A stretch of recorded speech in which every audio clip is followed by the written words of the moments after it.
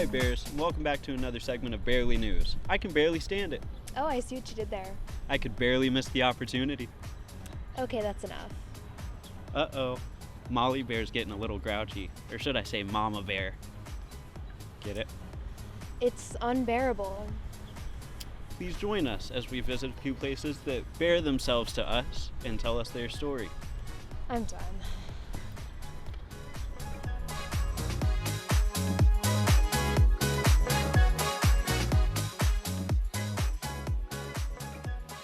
Molly, do you know what Eden means? I think that means paradise, right? Yes, and for those affected with homelessness, that Eden is here in Springfield.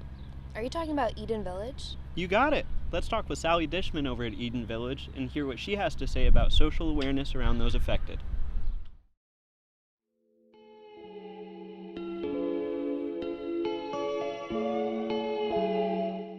My name is Sally Dishman and I am the volunteer coordinator here at Eden Village.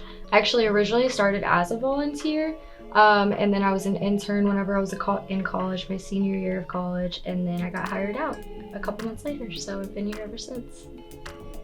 Chronic homelessness is being homeless on the street for 12 months or more, or over 4 periods that lead up to a year.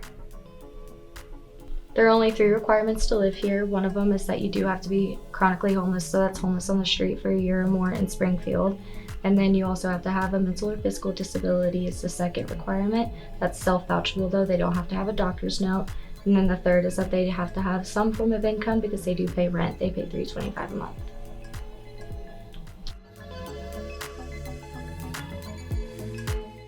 So we partner with a bunch of people to provide services. So we partner with Burl, for example, for case management. We also partner with NAMI for help with, NAMI is the National Alliance of Mental Illness. So they help with grief groups and anxiety, depression, and they also bring us applicants as well. And we also partner with Convoy of Hope.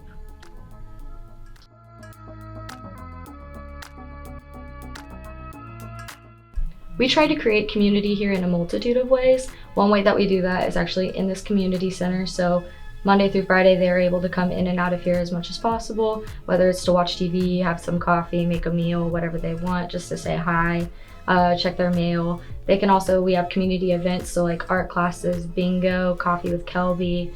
And then another way that we do that too is the front porches is a good example. So like the architecture, we intentionally have front porches because you're actually more likely to talk to your neighbor on a front porch because you see them walking by rather than having a back porch. You don't see your neighbors as often. Working with Eden Village changes your perspective on many different things. I think the biggest thing that changes is your perception of homelessness, mostly because we think homelessness comes from the catastrophic loss of family. A lot of people want to pinpoint addiction or mental health issues or bad circumstances, but because they have that safety net of people to be like, are you taking your meds? You can come stay with me, or how can I help you? It's when they lose that they end up where they are.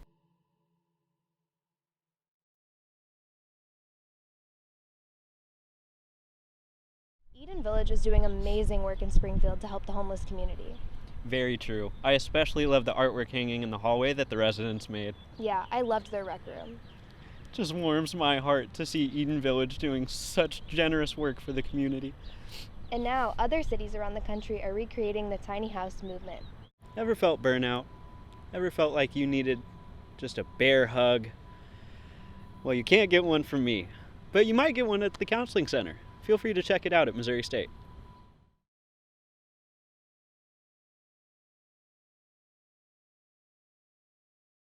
If you've been walking around Missouri State campus lately, you may have noticed a couple of flickering lights, or even some lights that are just burnt out. Some lights have been flickering and strobing for semesters on end, and it's starting to get kind of ridiculous. Our students here at MSU are also feeling that sensation of burnt out, both mentally and physically. We were able to get an interview with Laura Foster, who works at the Missouri State University Counseling Center. When I think about burnout, I really think about someone who had a passion and energy, and then they kind of lose that passion and energy because of a lot of external factors. One of the best ways really to avoid or treat burnout, I think, is just being aware of it first, kind of having an awareness of what your signs are in your body, in your mind, with your friendships. Does that look like maybe before you were really social and now you're pulling back? So just kind of figuring out what those things are for yourself before you get to that place of complete burnout can really help with that preventative measure. First of all, the Counseling Center has a connection group. That's a very practical, specific way. If you're like, hey, I'm here on campus, but I don't know maybe how to find a club or how to find an activity or a group. The connection group at the Counseling Center helps you figure out how to get plugged in. I personally think it's kind of sad if you graduate, and sure, you may have the grades, you may have the degree, but if you don't have memories, if you don't have those great memories, if you haven't built those friendships, then you're missing out. There's so much here. So really that balance has to be there in terms of, yes, you're here to get a degree, but you're also here to make connections. When you come to the Counseling Center, you'll have what we call an initial consultation. And in that initial consultation, you'll talk about what your concerns are. So maybe it's test anxiety. Maybe it's you've recently experienced a breakup. And then that counselor will help you find resources to kind of try first. So maybe that looks like a group on campus. Maybe that looks like getting plugged into the Learning Diagnostic Clinic on campus. Maybe that just looks like some apps to try. It could be a wide variety of things, or a group. We have lots of groups at the Counseling Center too. The Counseling Center actually has a relaxation station. There's a massage chair, there's full access to calm.com, so guided meditations and things like that. There's a sand tray that's available to students. One of the great things that the Counseling Center has are workshops. These are super low commitment, right? It's just like one time. Some are on Zoom, some are in person, but they're on a variety of different things. Like there's a healthy relationships workshop. There's a workshop for students who identify as trans, non-gender, non-binary, gender non-conforming. There's workshops for people who want to learn stress management. You can just attend a workshop, get some tips, maybe meet some other people that are experiencing the same thing, and then go from there. So workshops, I think, are just an amazing, really underutilized, again, free, everything at the Counseling Center is free. So use some of these resources. So workshops, I would say, definitely need to be used by students. With that in mind, be sure to care for the lights that you have and for the lights of those around you. We were planning on filming these lights since the summer of 2023, but they were given a chance, got the care they needed, and now they're shining brighter than ever. For Barely News, this has been Drew Abram. Thanks for watching. I know typically I'm your lovable, fun-time pal, but today we're getting serious. Mental health is very important, people. You need to take care of it. So if you or a loved one seems like they might need that help, go to Missouri State's Counseling Center. We're about to hear from a few sororities about their philanthropic partners and the positive impact they help make on the community.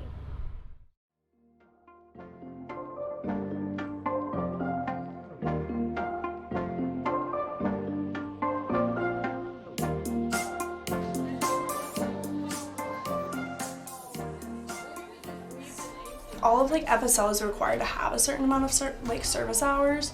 I think just meeting those hours and being able to go out and help in the community, which I'm from here, so that's something I really enjoy doing because it's great to see people give back to my own community.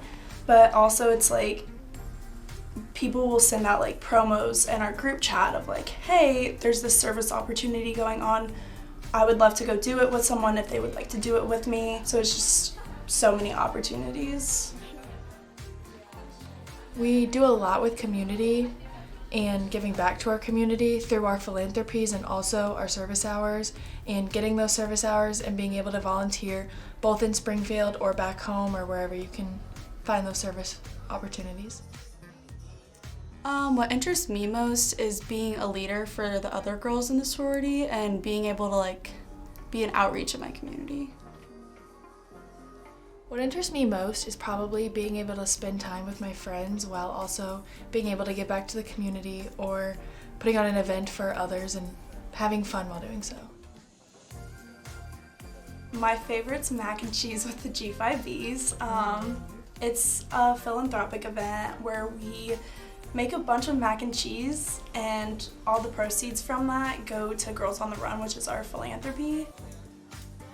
We have our annual spaghetti night dinners, so in the fall we have a night where all of the community is welcome to come to our house and be served spaghetti, salad, breadsticks, and dessert. We dress up in black dresses and black heels, and we have a good time just kind of serving the community and raising money. In the fall semester, we put on BMOC, which is to raise money for our philanthropy Starkey Hearing Foundation. My favorite event is probably the BMOC week that she was talking about, because it's something that we do like the whole week, and it's fun to see all the different fraternities like try really hard. I don't know, it's just funny seeing them actually put effort and want to win.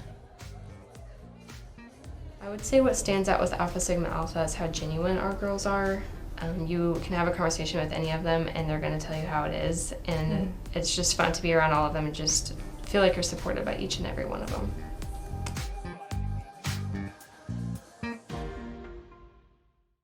That was great getting an inside look at philanthropy.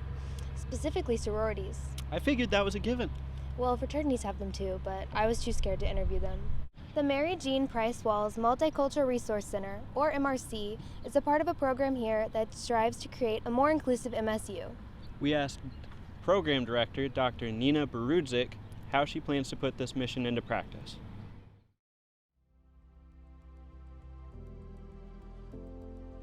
My name is Dr. Nina Barudzik, I use she, her pronouns, and I'm a director of Multicultural Resource Center. So our mission is to provide as many opportunities for students to meet people who are not looking like them or who are from another culture.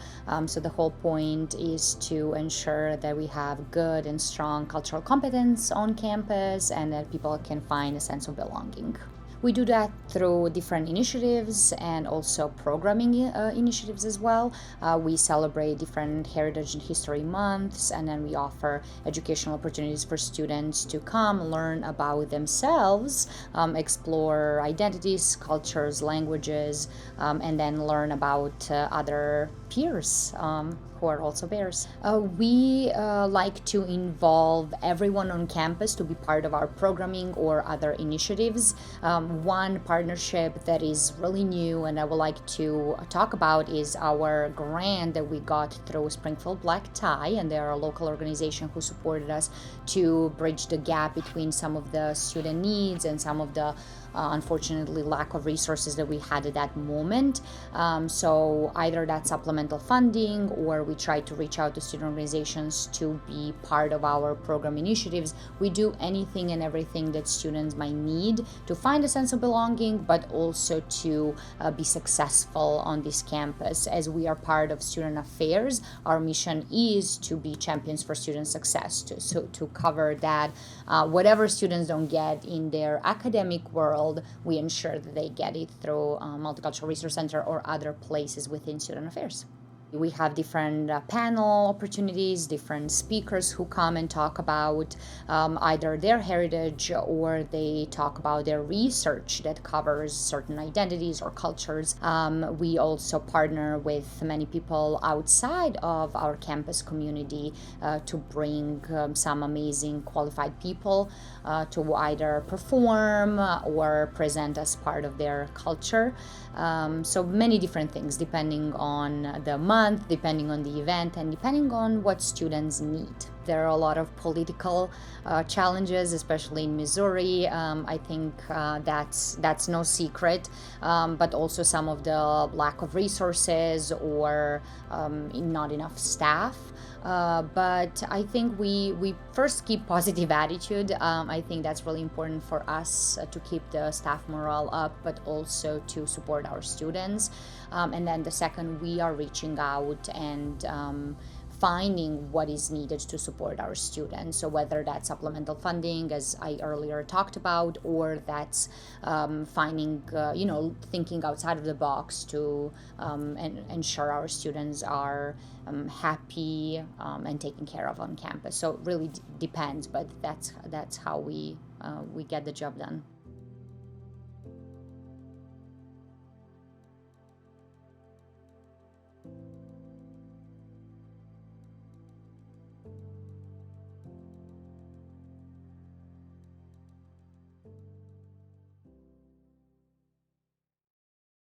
The namesake of the MRC received the first honorary undergrad degree from Missouri State University in 2010, after initial denial in 1950. Walls was the first African American applicant at Missouri State, and the center serves as not only a resource for students, but a tribute to her legacy as well. Also, it's right across from Starbucks at the PSU. Feel free to check it out. Honor, civic duty, pride, voting, all four are pretty important. Come do it with us at Pause to the Polls here at Missouri State University. Pause to the Polls is an initiative that I started with a group of about 14 students in the year 2020 to respond to low student civic engagement rates across campuses in the U.S., but specifically here at Missouri State University, to see what we could do about changing the culture on campus to make this a more engaged voting campus and voting in an informed way. Pause the Polls is a nonpartisan voter initiative. We don't care who you vote for, we just want you to get out and vote and get involved. It's important that students understand why it's important to vote, issues that they care about, and realize just about every issue on some level is votable. And so if we're not voting on things directly, then our elected representatives are. You vote for every single government official, and those government officials make decisions every day that influence you in your everyday lives. One really important reason for forming Pause to the Polls was the fact that a lot of students just did not have the information that they needed. It feels good to be informed, and it gives you kind of more agency, a little bit more of a sense of control over your life and your community, and you feel kind of more of a part of your community.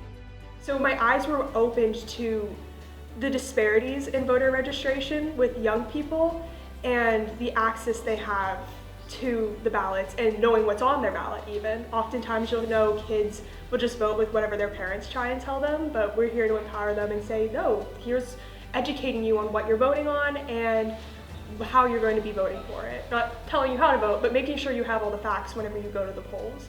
Pause to the Polls has a website. That's a good place to get information, how to vote, and then get information they need to inform themselves about voting in a nonpartisan way.